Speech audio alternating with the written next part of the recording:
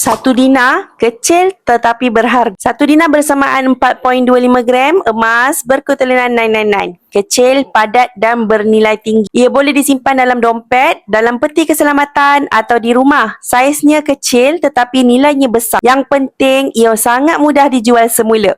Bila ada keperluan mendesak, sama ada kecemasan, peluang pekerjaan atau perbelanjaan penting, satu dinar ni boleh ditukarkan kepada tunai dalam masa yang singkat.